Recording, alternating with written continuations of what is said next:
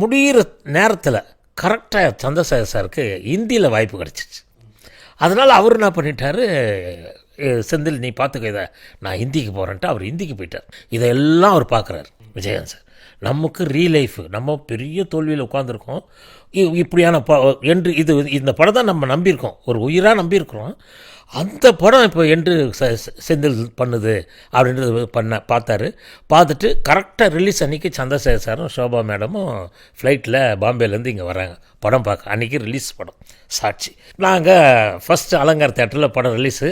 அங்கே சந்திரசேகர் சார், ஷோபா, நான் 3 பேரும் உட்காந்து படம் பார்க்குறோம். படம் பார்த்தா எனக்கு பக்கத்தில் இவரையே பார்க்குறேன், சந்திரசேகர் சார் என்ன சொல்லுவாரோ, இன்னும் நடக்குமோ இங்கே அப்படின்னு. ஆனால் பார்த்தா எதுவும் இல்லை, நல்லா என்ஜாய் பண்ணுறாரு. மேடமும் நல்லா என்ஜாய் பண்ணுறாங்க. அந்த பக்கம் விஜயகாந்தும் ராவுத்தரும் வந்திருக்காங்க.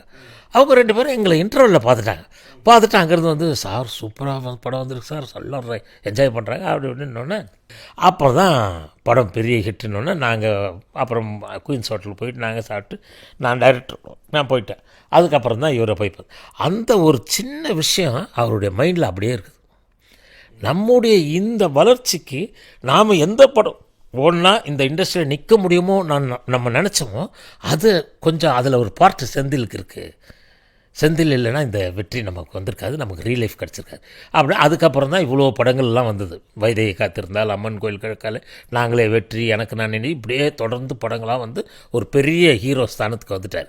அதுக்கப்புறம் வந்ததுக்கப்புறம் தான் சொல்ல ஆரம்பித்தார், செந்தில் நான் உங்களை டைரக்டர் ஆக்குவேன்.